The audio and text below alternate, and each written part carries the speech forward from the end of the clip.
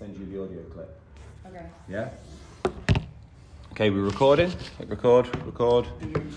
Yeah, record. Thanks, Rash. Okay, so you'll get one of these off these, Chloe, yeah?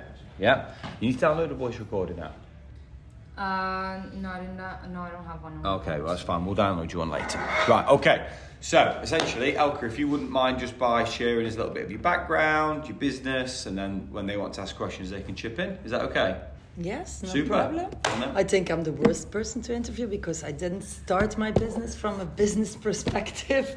I am actually a sports person, and the way the gym, because you know that I have a gymnastics club in Dubai, started was more a little bit of a joke. So my kids were all doing gymnastics. I have 5 children, became very expensive. I was also doing adult gymnastics, and one of the coaches of my kids, we had like a random conversation one day, and I said, if I buy my own bar and beam and I hire a coach, it will be cheaper. Okay, conversation was just like during training.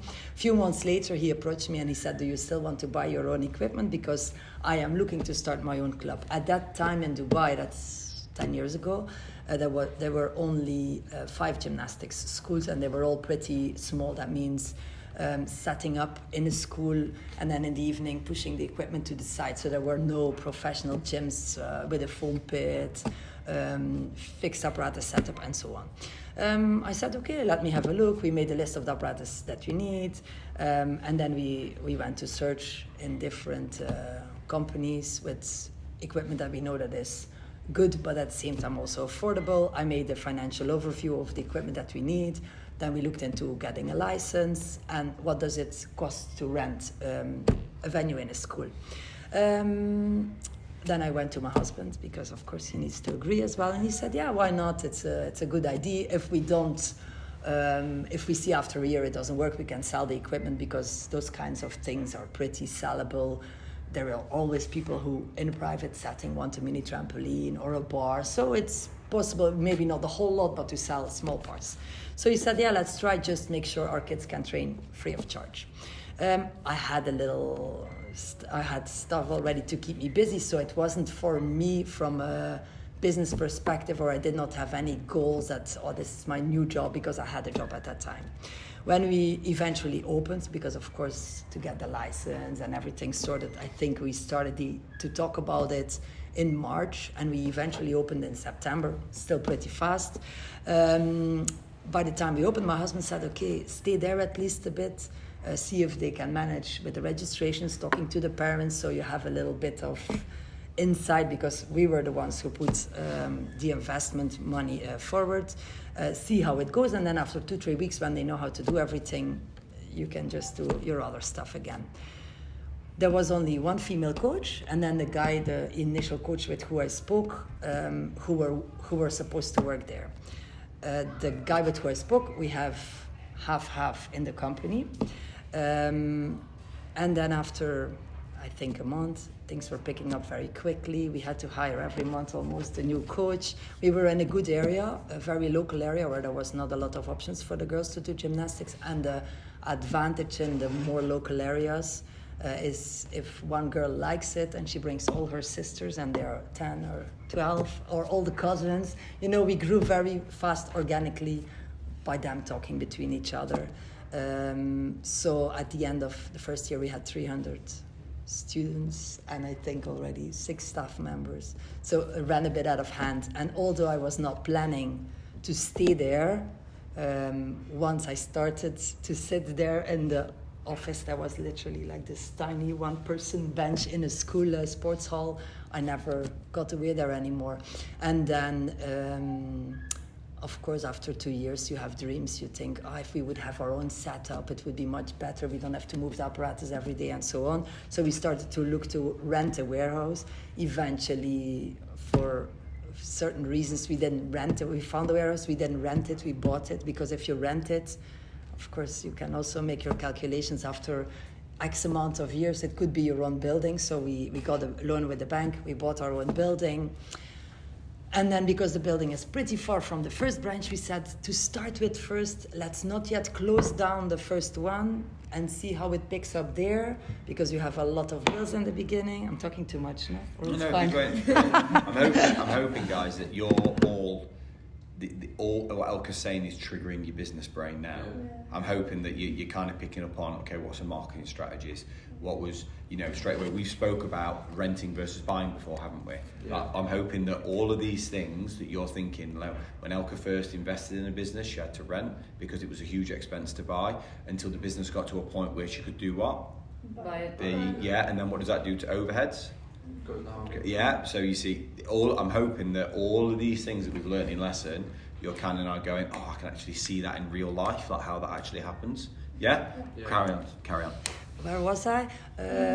So we bought our own building, and also because if you do a gymnastics club and if you rent a bigger space, we wanted a foam pit. A foam pit is like this big hole in the floor with cubes. In Dubai, if you have a rental contract, usually it's for 1 year only, and if the owner sees things are picking up, he might find somebody else who offers more money for the rent, and they can easily, move on and do business with somebody else. So we decided to buy the building, because you need a lot of approvals also from municipality to change the building, dig the hole, make changing rooms, sitting area for the parents and so on. So it was expensive, but it was a good investment, because now we have no headache. It's our building. We can always do what we want there. Then, because things were also picking up pretty fast over there, we were the first gymnastics school in Dubai with a built-in foam pit. At the meantime, some other gymnastics clubs started to open, but nobody had a built-in foam pit. So things picked up pretty fast for us there as well. We decided not to close the first one. So actually, because we already hired new staff there, and then, I don't know, things just happen sometimes. And then COVID happens. That was very painful, but actually, luckily, the building was ours, because if you have to keep paying rent in even only 2-3 months being closed, it's a huge facility, so the rent would be really impossible for us to cover. So we were lucky there. When we reopened, we were not allowed to restart in the school where we were still in the first which school was it? First branch. Oh my God. Modern Education School in Murdaf. Oh, okay. But it's a local private school, okay. And they were very careful with the KHDA rules, because some schools were allowing already sports there, but that school, I don't know, I think they were a little bit lazy in getting all the documents sorted with KHDA. We prepared everything from our end, because I spoke with Absolute Gymnastics, who are only in schools, and they were already running again, and we were not allowed. So I think the school was a bit like, all these extra headache for us, let's not do that. So we had to take a very fast, important decision at that point. Do we find another place to rent? We had no financial means to buy at that time another building. So we said, do we close that branch down, or do we find another place to rent so we can keep that one running as well? My colleague went to search, and in the same week he found something. At that time, many warehouses were empty because some people had to close down their business. So it was also a good time to find something. So we started to rent the warehouse close to our first location. We kept that one going. This one kept on growing after COVID. And initially we were doing only artistic gymnastics in both branches, but we had a lot of requests for rhythmic gymnastics, acrobatic gymnastics, and so on. And because some other facilities struggled after COVID, we saw an opportunity there to add those disciplines. But acrobatics, rhythmic, and artistic require a lot of work on the floor. So our floor became very busy, and our kids could not really touch the floor enough. So we also started trampoline. So for this venue, very close by, we started to look for another warehouse to be able to take out rhythmic, acrobatics, and trampoline and set it up a bit more professionally, those disciplines. We also found it, I think, within the month that we took the decision. We rented 2 small warehouses, one for acrobatic and one for rhythmic. We said, let's not do trampolining yet because it's a big investment. You need to buy extra trampolines. The rhythmic is only a carpet, and acrobatics is a carpet with springs. It's affordable. Trampolines, 6 trampolines. You have to build all the protection around it and so on. So we said first, no. We rented 2 units, and there was a unit free on the left and one on the right. We made an agreement with the owner if ever anyone inquires for those units, let us know first. If it's in half a year, we might be able to invest in the trampoline unit. Because to have, imagine, we don't do it at that time, and we rent then trampolining again on another location. For each location, you need security, you need contracts for the CCTV, you need a cleaner, you need an administrator. So it's always better to have, everything centered on the same place, to cut your cost. Did you, for the trampolines, do you have to dig a pit as well for the trampolines? No, because we did the trampolines build up. Okay. So they are high rise, and then around you have to build a whole metal frame with foam. So it's also a big investment. Yeah. We were very unlucky there because I think 1 month or 2 months after we opened the 2 other disciplines, the owner already called me and he said, I have inquiries for both sides. So we had to take a quick decision there. Financially, not the best way because I was just before the summer. So in April, we opened the 2 units. I think in May or in June, he called me to rent either or left or right. This year, okay? No, that was in... just after COVID? We've been there now 1.5 years. Okay. Yeah, COVID is a long time already. Yeah. So we are 2023. In 2022, around Easter, we opened the 2 units, and a month and a half later or something, he told me that one was already rented, didn't even tell me, and then that one, they were asking for 3 units next to each other, so we said, okay, let's go, because if nothing is free, or to have it in the same block, but a bit further also makes no sense. Yeah. So then also, if they're all connected, we could just make an opening in the wall, and the kids can come through. transfer. Yeah. So we decided to rent also that unit, but because of the time of the year, we were not able to start classes then. So we pay rent for 3 months, changing the facility a bit, digging the hole, getting the trampolines from China, getting them in, build the whole platform. Took us 3 months, so that is a bit expensive. Time of the year then, and then in September we started classes. And how's that been? Now we're 1 year down the line because September last year we started. Now it's really nice, but it took some time to pick up because there is no trampolining club. Well, Gym does a bit, but there is no real trampolining clubs in Dubai, so it's like a bit of a new discipline that you have to introduce. But the coach is amazing, so once somebody starts with him, he doesn't lose them. Cool. So that's it, It started as a joke and now it grew a little bit out of hand with 43 staff members and 3 venues. Amazing.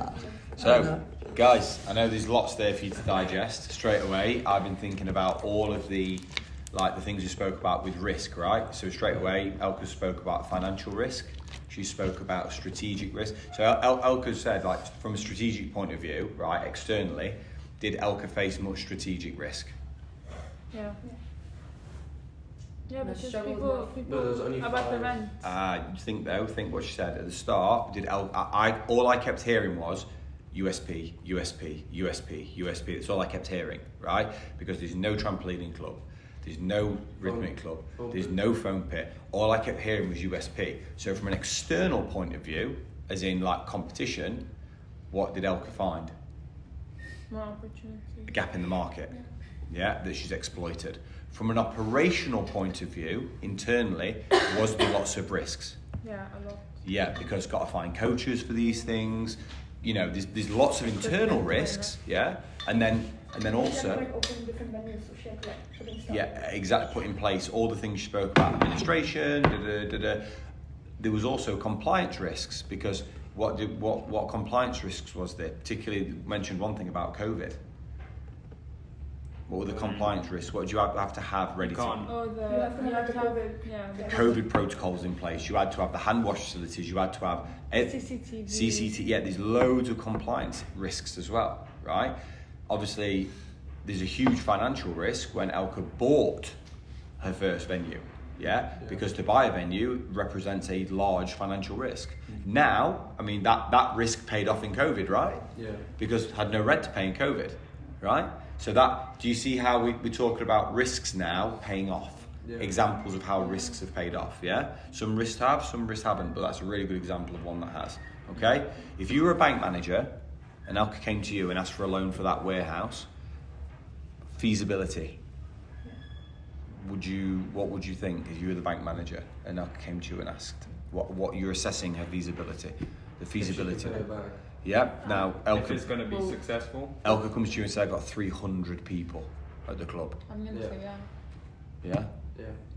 Does it make sense? Yeah. Cool, Well, I right. think also as a bank, if somebody comes to, okay, I'm not a banker, but just for you guys, if somebody comes to you with an investment or asking for money for buying something like a building, it's always more or less fine, because if it doesn't shoot off, the building has its value and can be resold for another purpose. For me, I was never scared when we bought the building, and I think my husband thought the same. If it doesn't work, okay, let's build it back to its original purpose. Yeah.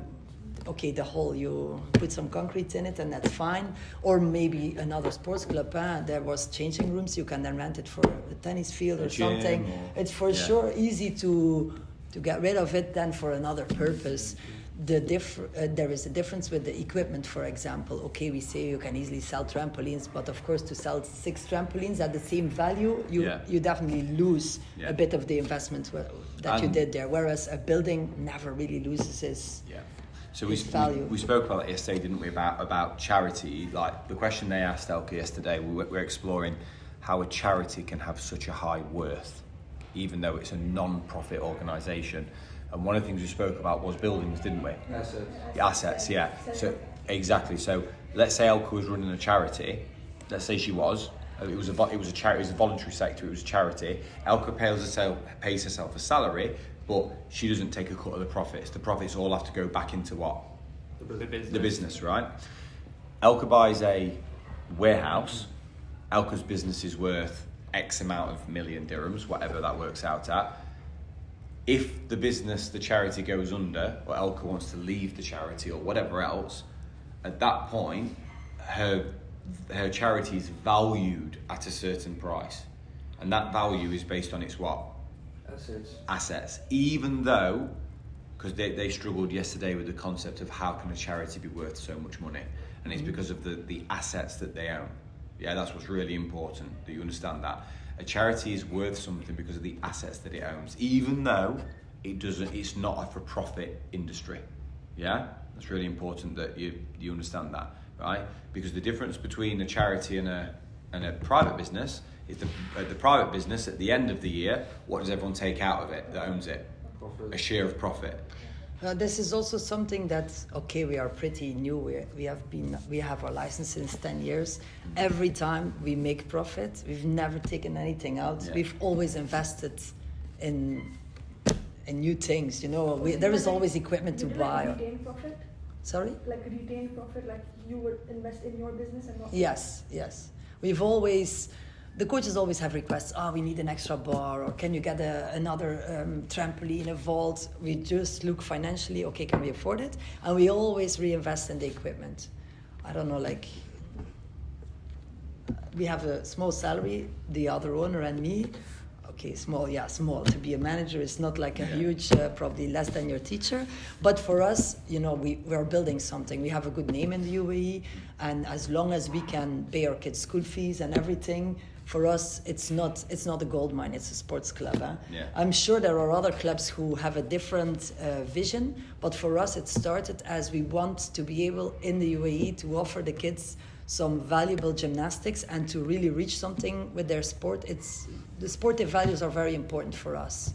I never, now how I started it, my purpose was not to have a business. The goal was, let's have kids some good gymnastics. I always did sports for my country back home, and the feeling you have when you go to a competition with your club name or your country name on your back, this is what we want to give to the kids, not really like, how much do we have on our bank account? Yeah. But that's really good that you started off not wanting like a business. And but that's maybe also how it works. It would have disappointed you if it did go wrong. Instead it went even better than what you expected. Yeah, we had no goals, and also it's nice now the things that come on our path. Yeah. Because we have a good name for sports. We were sometimes approached by Sports Council to do stuff. We were invited to do a competition in Expo when it was Expo at that time.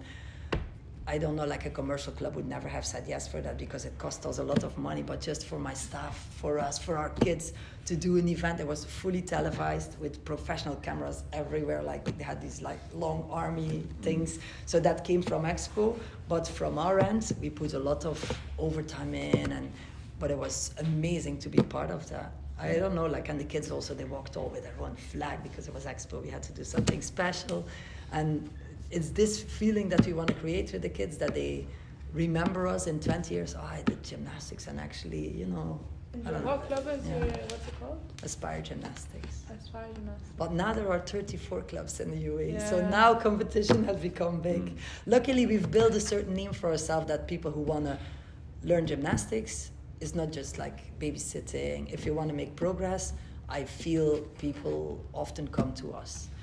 That's in our advantage that we keep the kids year after year who are really interested in gymnastics. The disadvantage is that small kids, the ones that you make money off, like our kids who train a lot of hours, we have kids who train 19 hours per week, they pay 30, 31 dirhams per hour, still expensive, and because if you look at the term rates, but we cannot go cheaper because it's already nothing. 30 dirhams per hour, but a kid who trains one time per week for 1 hour, they pay 70 dirhams per hour. So you need the baby kids to pay the salaries of the elite coaches because they don't even make their own salary. They have less kids in a group because we really want to see results. Yeah. But if they don't have also baby kids, so my elite coaches, they train 4 hours per day, the elite group, but before that they have to do 1 hour of baby classes because otherwise they don't even make their own salary. It's the same in a school, right? Same. Look at the pricing structure in this room right now, right? This is a very expensive class for Mr. Naf to run. Why? Because there's not a lot of us. Yeah, so 40, so let's have a look at let's just look from a business point of view, right? You 5 in here right now, 45 times 5. Is it 47? That's gone on. Is it 47, is it? Yeah, Okay, let's just do 47. What is 47? That's how much our fees are, 47,000. What? 47k, our school fees. Their school student fees, pay. yeah. I thought that was your salary was No, going so to you- I'm going to start to work here. So you pay that, right? That's what you pay. That's what we get from you per year, from the 5 people in this room, right? No, Two. 100,000. Sorry, two. Yeah, I just did it without the times zeros. 5, okay. Yeah. So that's what we get from you guys, right, per year. Okay. Now, Divided by the hours they go to school. yeah, reality is that a teacher, if you look at start to finish in a year, visa, you need to go to the toilet. Yeah. Go on then. You go visa, right? You go visa, you go medical, you go salary, you go housing, everything. A teacher's about 300k. Right? How many teachers do you have? 3. Yeah. So Yeah, but do you include in the 300k that the school also has DIWA to pay? Like everything is included? Or? 300,000 is everything, probably Yeah, for a so teacher. there is also cleaners and everything. So Yeah. this is how we calculate for the small branch, let's say the newest branch. Yeah, we rent a building there because we didn't buy 3 buildings, we bought only 1. I have 1 cleaner there, I have 1 admin there, and I have 6 coaches. So the 6 coaches need to make enough salary to pay their own salary, visa, medical, whatever. So that's really personal things that they have to, okay, they don't know that, I'm just telling you, yeah? They have to cover that, but they need to make a bit more because I have a DIWA bill to pay, I have contracts for pest control, security of the whole complex that we share apart with the owner. I have the cleaner to pay, the admin to pay, their medical insurance, their visas and so on. So you have to calculate that full cost divided by 6 and add it to what has to be their income to make it work. Yeah. That's what. Was that clear? That's what I'm trying to. I'm trying to say that it's 900,000 dirhams in staff wages for you guys, right? You're only bringing in 235. You 5, right? Now, don't get me wrong. I'm used elsewhere in school. Yeah, so year 7s, year 8s. But the point what I'm trying to say about Elke's baby classes is, right, FS kids pay the same as you, 47, right? There's 20 of them in a class. They bring in that per class. We have 28, 14 FS1, 14 FS2. So we have 28 FS classes bringing in 2, 6, 3, 2, bringing in that much. Yeah. So do you see how you've got what Elke's saying about the baby classes and where you've got to do that to generate the revenue to support what happens at the top end, because you lot are very expensive. Because you take hours and hours and hours of time, and there's a smaller class size because of the quality of the education that you're receiving. Yeah, does that make sense? Yeah. So it's a little bit give and take, because your school might get a really good name because if you have good grades, you know, this is what people look into. Wow, all the students of this school end up being whatever later in their life, or have good education after. It's a bit give and take because you cannot live of this only. And this is what we struggle a bit with at the moment, is that we have a very good name for competitive gymnasts, but we don't have enough influx of babies. Because what do parents do with a 3-year-old? Who cares? He will not compete. He just has to start to love the sport and so on. So now there are 34 clubs in Dubai. They go to the club that is closest to their house and they say, if she really likes it, later we will go to Aspire. Because I hear that from a lot of people. They're 5, 6. Yeah, she did 2-3 years already, but Aspire was far. We're in an industrial area. We have a warehouse. We cannot run it from a living community because we need certain square meters. A lot of smaller clubs, they run in the mall in Spinney, next to Spinney's, in a small room. So the kids start there first. They ask huge amounts per hour. So they are very commercial, make a lot of money. But we lose a bit those kids, which is financially not the easiest. Yeah. I have a question. Go. Yes. If I don't know if you've ever thought of this, but if you were to start the whole business thing that you had, if you were aiming to actually start a business and not just because of your kids and stuff, would it have been successful? I think if you start and you sit down and you say, okay, I want to start. I hear a lot of mothers like this. Yeah, they have their kids, they grow up a bit. I see a lot of people in the gym, and then they say, yeah, I have been a housewife for 10 years, but I studied actually, and now I want to start my own business. And then I say, oh, okay, what will you do? I don't know yet. I'm looking for something that will work. But this is for me a bit like weird, but it's just my point of view, yeah? Everything I've done in my life, I've rolled into it and it just worked out.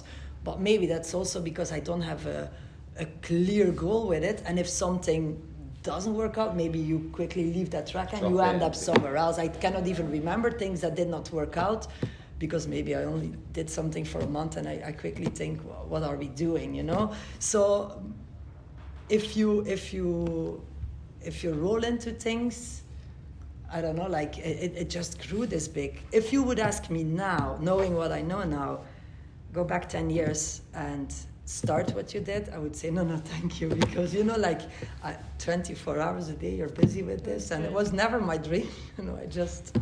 You see, sometimes you have a bad day. Yeah, everyone has. I have a parent in front of me. Why is she in this group and the coach?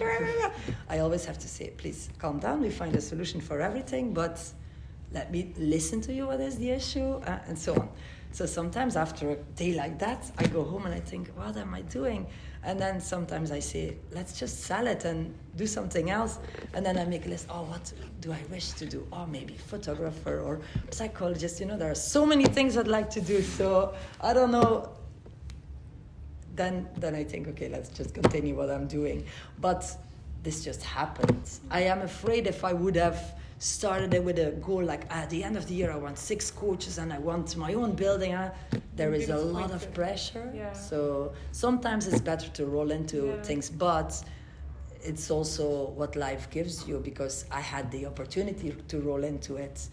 Sometimes you have no choice if you don't have a job, or if you have to do things at a certain point in your life, you don't always have the choice to roll into things.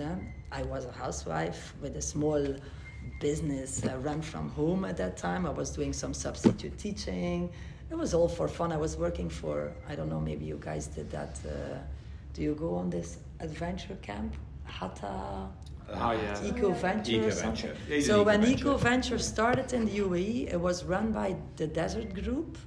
That they have like the garden, what's this big shop on Sheikh Zayed Road where you can buy plants? Oh, do they? Is that they own that?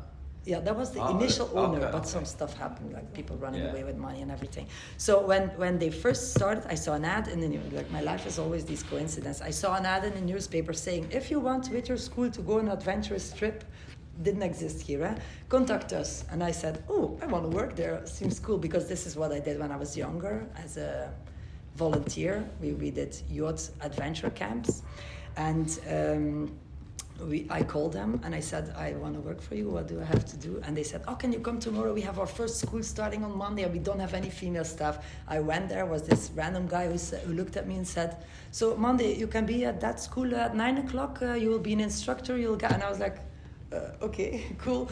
I didn't put any papers down. You see, sometimes things just happen. And I worked for them for 4 years. So first I was just guiding them in the mountains, and because they didn't have a fixed place, we would really go to the mountains. Now they have a setup. You do the climbing wall there and everything. But we would go to Hatta with a bus, and I had to drive in front of the bus with my car to show the bus driver where to go. And then we had some Nepali guys who were doing the climbing, I think licensing, not really, but they were amazing. But you know, like back in the days, I'm talking 15 years ago. And then I started to help also with the climbing and everything, and then eventually papers got sorted a bit more. I had to go into the schools to do the talks with the parents because they have questions. What if my kid gets bitten by a scorpion and stuff like that, to sell the product? The sales talk was done by somebody else, but then I had to go in and comfort the parents that the trip was safe and answer all the questions about equipment, what does climbing mean, like any questions that the parents had. Mm-hmm. That's cool. So that was what I was doing before, and I was planning to continue to do that, but then this gymnastics school took over my life. So would you like say that you had business experience before you even started your business? Honestly, no, not at all. All my background is sport. When I studied, I did physiotherapy. I did a PhD in physiotherapy, and I can tell you, they never tell you anything about business there. It's very scientific oriented. I always did a lot. I did judo for my country, and after that, the only experience that I had, like the adventure company that we did in the summer, it was me and two friends who started that. But we were volunteering in our own company, like you said. How can you have assets? It started a bit the same. We went with a small group. It's like Boy Scouts. Yeah.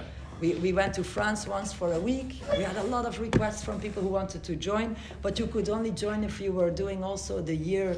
It was actually, it was not real Boy Scouts. We were looking at the stars. I don't know what that's called in English. Astronomers? Yes, Astronomers Club. Yeah. So we would meet 3-4 times during the year, and in our country there is a lot of subsidized, like the government gives you money to it. So the kids didn't have to pay, and it was subsidized by the government. So we would meet 3-4 times during the year. It was very weird because we would meet during the night. We had to watch the stars. Yeah. So, and then the after the year was finished, so we teach them Orion, Botes, all the stars, the constellations. This in English is very hard for me. All the constellations, and then during the summer we would go on a camp for like 7 days. But we got, after 2-3 years, so many requests of friends who wanted to join. So we continued the year work, which was not a lot of work, and then we extended the camps, bigger group, but then we were camping with 100 people, and then eventually we said we need 2 weeks, and then 2 weeks became a month, but all our staff were always volunteers. So the kids that grew out of going on a camp as a 13-14-year-old, we would train them during the year, and then when they were 17, they were allowed to be an instructor. In our country, there is a nice setup for this. They have to do some courses from the government, and once you're 17, you can start to go, and then you have, like, hierarchically, as a 17-year-old, you cannot be a troop leader or something.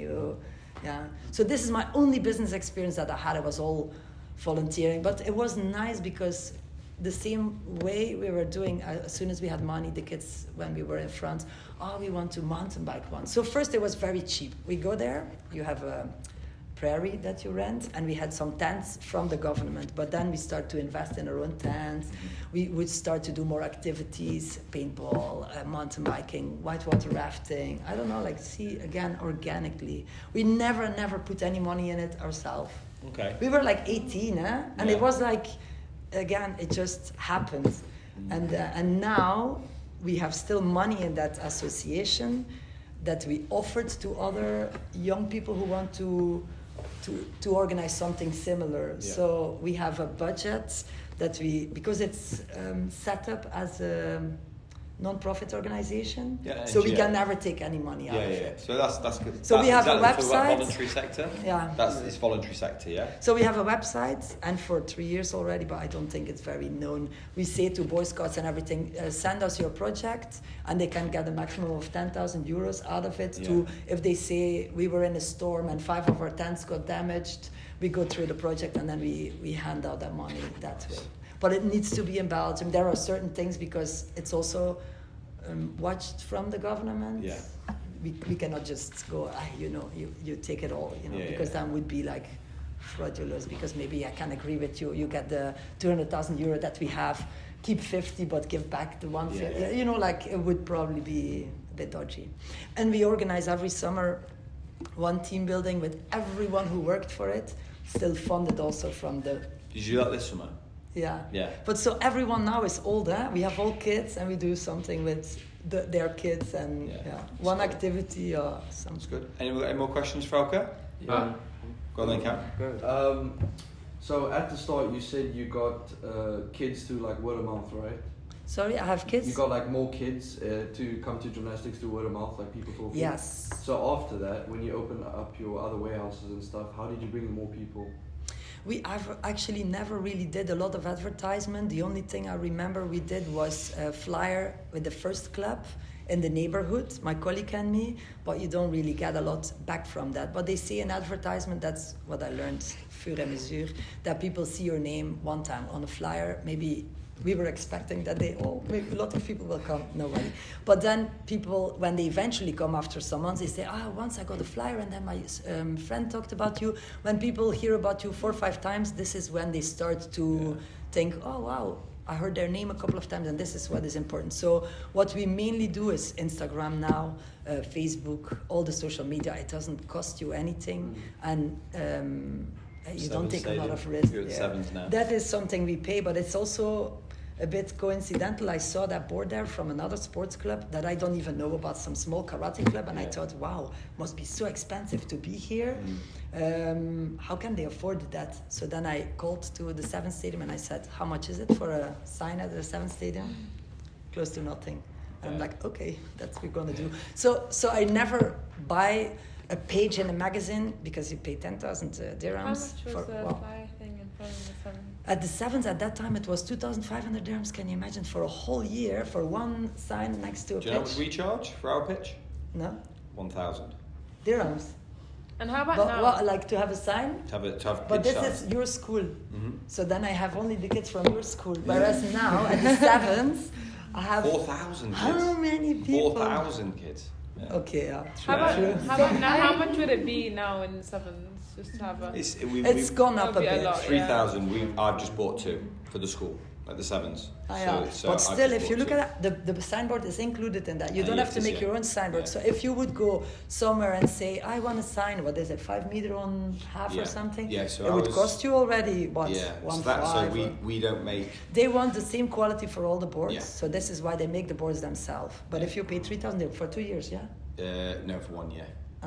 Minus 2 years. Yeah, so I was his. She got you. I was his. No, it's just. It's just the No, price. but It's you weird. also have to understand, It's weird, I it's- did that during Yeah. COVID.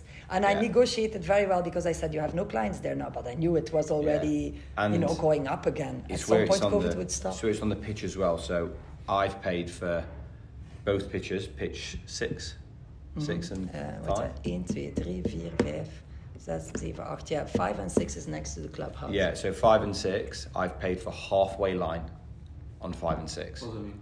Well, that's the most viewed. Yeah, so if you stand in the bar Yeah. and you look down on the the pitch. pitch, and everyone who films activities, Yeah. what is most filmed? The goal areas, Yeah. but also because when you make a goal, but mostly it's at the middle, because Yeah. even after every goal, you go back to the middle. So, and the filmed part, when everything starts, is in the middle. Yeah. So it's the most valuable spot. Yes, and What also do you it's say? it's the side of the pitch. Hey, come to Yeah, it's Gems just- Metropole, Yeah, it's something just like Gems that. Metropole, Yeah, Mustangs. it shouldn't say a Much. lot. Your name, very big, so people But that's can read it. But it's what the reason I say is what Elke's just said. It's only when people see your badge 3, 4, 5, 6, 7, 8, 9 times. Keeps popping up. Of course, and the other thing as well, remember, is that who's the other side of who's going to be the other side of my border there? Competitive. Desk. Jess, DC. They're there? When some, RGS. Yeah, all of them. These are all schools that are twice as expensive as what we are. So when you look across the Sevens pitch and you see Desk and you see Jess and you see DC and you see Metropole, you're like, why are they with those? And all of a sudden, what you kind of grow that idea that we are a premium school, that we belong, even though we technically aren't a premium school with fees, we pitch ourselves as a premium school, right? With the feeling that we give out for marketing and advertising.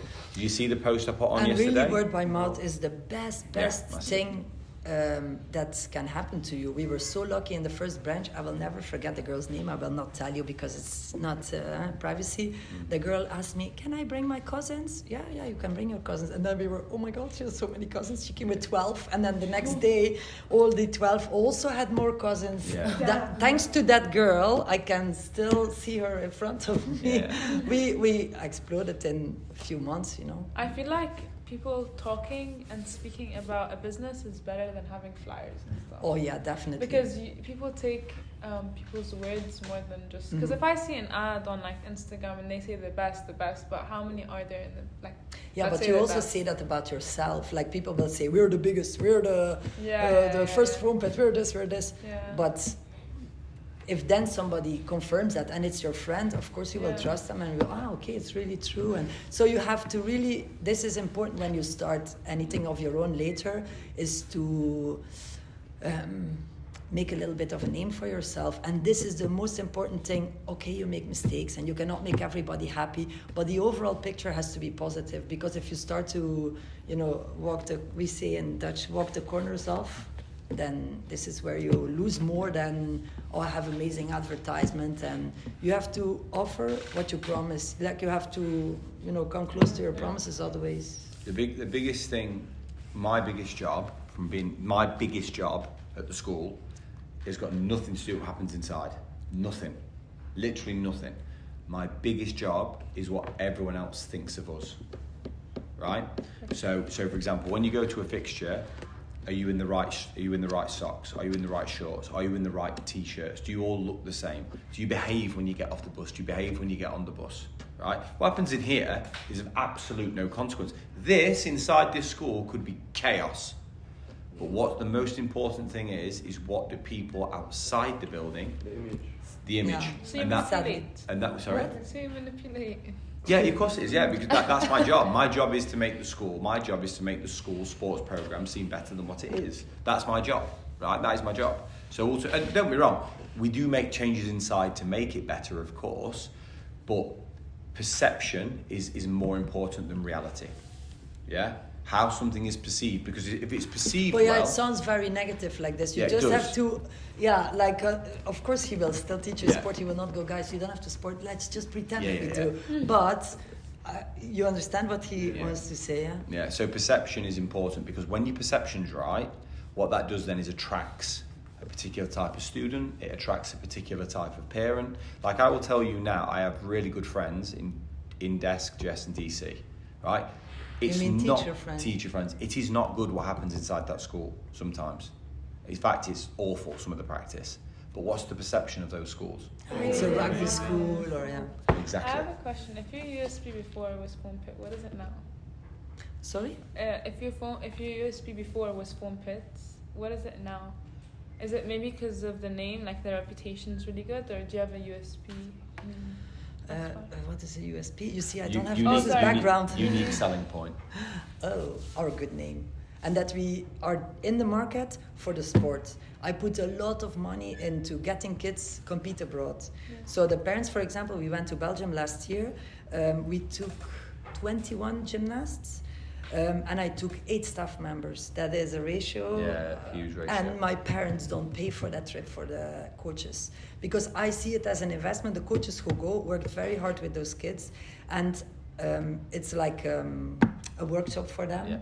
they go abroad as well. They all have amazing experience. They were all good gymnasts, but for them to just coach here and see competitions here, it's a bit narrowing your view. If you then go again on an international competition, you see again what is out So there. parents didn't pay for The parents don't pay extra, so they pay their kids' trip, they pay the plane, the hotel, and it's already expensive. So I don't want them to say, I take 8 staff members, so plus hotel, plus flight, overtime for them, divided by the 21 kids, it would be a hugely expensive trip.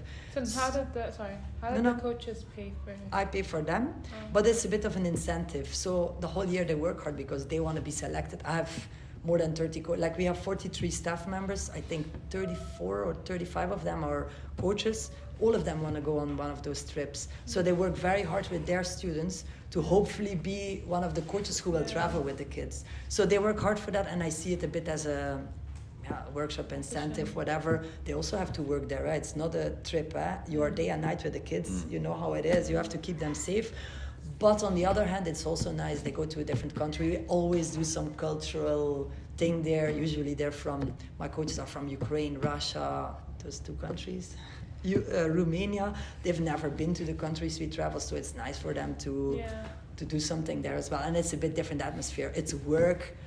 But you also know, like as a teacher, when you go on a ski trip at school, it's work. Eh? You have to keep the kids safe, but at the same time, it's a bit different. You learn to know your kids in a different way. It's also relaxing from some point, you know. Any more questions? I have, yeah. That's not what I was saying. Then we'll come to you, Kai, after, yeah.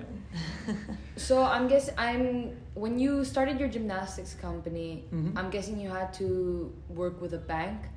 Could you tell me which bank it was and what benefits you gave them after your company became successful? When we first started, all our financial input came from ourselves, because when we first started, the equipment we bought was very limited. So we put all the investment in ourselves. We didn't ask for a loan in that first branch, yeah. And then we opened a bank account with Maastricht Bank, because at that time they were very supportive for newly starting businesses. I would never go back to Maastricht now, because firstly at this point they are not very easy to open a bank account for new businesses, and they have very high bank charges. Like they increase, they're doing well in their area.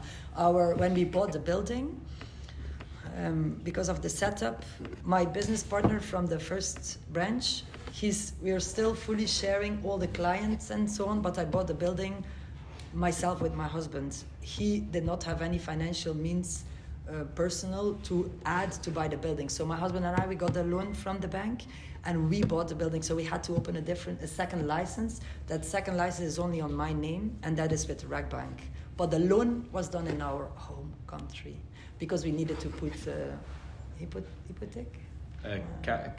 Damages, like you had to put. And the loans in the UAE at that point were very high, and because we have assets in our home country, we were able to get the loan in our home country, transfer the money here, and then pay back the loan in our own country. But there have been many changes also in banking, and it's not allowed anymore to get a loan to buy assets abroad. Place. But we were very lucky there, because that's also something interesting business-wise. It's also coincidence, because you can also be unlucky at that time.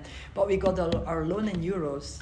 And when we did the transfer into dirhams, at that time, we had a really good rate. And the interest we would have had to pay over time was covered by that. Was covered by the transfer from euros into dirhams. Yeah. So like now, it's the other way, right? Yeah. So actually now, for me, I would never move pounds. Sorry. It's come back to that. Sorry, it was. So originally, it fluctuates. Yeah. Originally, it was better doing that way. Then it went through a period of time where the dirham was weaker, and the pound and the dollar was higher. Now it's the other way round. So now I would never send dirhams home, because it's not worth as much pounds. Yeah. It actually is better now to come the other way, and me to actually, if I was to do that, it's better for me to borrow money in the UK and bring it across to here, right? Because of the exchange rate. So you can't do it anymore, right? No, you can't do it anymore. Yeah. No. It's weird. You cannot do anymore? Yeah. Get a loan in another country and bring it. From in our country, no, but I don't know. Every country has its own. So it depends which way you go. So one of my friends is buying a house in Ireland, and he's borrowing the money here because the interest rates are low on loans here, and then he's using that money. But it also depends a bit. You can, for example, get a personal loan and they don't care what you do with That it. is You just personal get loan. money Yeah. and you can do with that money what you want. But the building was huge. Yeah. We paid over 8 million and we had to also borrow money for the Refurbishment. the change. So we needed 10 million dirhams at that time. Okay, we're not talking about a personal loan for a small house. I don't know, like if you borrow 200,000 dirhams in a bank and you have they can see your income, the Yeah, it's 200,000 dirhams they would give you without asking questions. If then the 200,000 dirhams you put it to your own country They're not to bothered. buy a house, they won't Yeah. bother. Well, it's But large- 10 million large dirhams is, sum of we're talking, lot of money. yeah. So we only borrowed half of it, and then the interest rate that we had to pay came back just by transferring it, which Nice. was very Okay. cute. The thing is, you asked me if I have a business background. I don't, but my husband is a businessman, and I always overhear his phone calls. So sometimes when I have a new plan and I tell him, yeah, this and this and this, and he says, where do you get this? So I don't know any terms like you guys. It's so nice that you're learning all this. What was it? US, whatever. I don't know any of the official terms for it. But okay, you have a certain Like level of understand the- intelligence, and I yeah. understand you need to make profit and all these things. I Yeah. might not be able to name it with the correct name, but you understand if you don't have any income, nothing can go out. Well then, Kai, what's your question? So I was going to ask, when you hire staff, how do you choose who you hire? I give that out of hand at the moment to one of our staff who's in the admin, because I'm a bit bad with that. I'm very naive and I always think everyone is super nice. So she's a bit more critical. She sees through people. She usually interviews them online because as they come from Eastern Europe, it is not possible always to invite them here first to meet them. If they are here, of course, we will meet them here. If they're here, it's easy. If they have a coaching job from before, we know them usually because it's a very small world. We know how they work. If they're here, we ask them to work for a month, so we can see how they're doing. Like what's it called in English? Probation period, yes. But when this is not like official probation because they don't have a contract then yet. Yeah. If they're here, if they are abroad and we're not sure because their English skills might be too weak, or if they don't have a lot of experience. If they come from Eastern Europe, they're very hardcore schooled, and not everyone can adapt to how we are coaching here. Kids are raised way more democratic. It doesn't work to say strain your legs, chang chang. And some people, when they come from Eastern Europe, they have this style, so they need to really be able to adapt. So we also invite them then to do like a probation, but then Like a it's trial, like with like a trial yeah, period. but then it will be 3-month trial. They will do a full term, and they come on a like a temporary labor contract without a visa. Depends also what country. You cannot you have to look a bit into their nationality, because some they cannot do 3 months. Depends how you get them inside. And what we look after, firstly, of course, they have to have been gymnasts before. We never work with, I don't know, like teaching assistants or something. They really have to be able to teach gymnastics. They need to have a master degree in physical education with a specialization in gymnastics. We require certain English skills, but that's basically it. Then when they come, preferably some experience coaching, but most of them they have, because in gymnastics, usually when you turn 16, your club will already ask you to help a bit with the little ones, or most of them they have experience. It's not a big deal. Cool. So do you like hire, like the coaches you hire, are they like ex-athletes? Yes, So all the coaches you hire? all of them have competed mostly for their country or just like regional, but yeah, all of them have done competitive gymnastics. If I were to be a parent and I was going to put my child into a gymnasium, out of all the places, why should I put my child in a gymnasium? Because you will have the best progress with us. What? You know, like this is my job, and this is why I put a lot of hours in it. When a kid comes in, I can already see how they're built. You can see if they pull themselves up at the reception because it's a bit high. I can see, the kid can pull herself up. We have only 8 kids per coach, and I try to see a bit the character of the kids. Some kids, they like a very strict coach. Some kids like a cuddly coach who will give them a lot of, hey, well done. And so we really try to find the right group for the kid. Energy between the coach, plus capabilities of the kids or growing possibility of the kids. The kids might come in with no skills, but you can see that they're athletic and potential. So we really profile the kids to the right group. I think in more commercial clubs they say, a baby, allez hop in the baby group. And sometimes my receptionist is a bit like that. Yeah, we have a space here. And I hear her on the phone and I say, offer a trial class first, not just for the kids, to see if they like it. More even important for me to see, can we do something with that kid? And if they are not a good fit for our club, I always try to be honest to the parents and to say, look, your kid is not really made for gymnastics. You will pay a lot of money, and I think it would be better for, if it's a mega tall one, it's a bit clumsy, I would say try basketball. Like I try to advise them also if we think it's not a good sport for them. Because it's not honest also to keep the parents in. Just got to stop it there. More going. I know you want to ask, but that is time up. Okay. I'll come back next week. You've got all of this on here to record.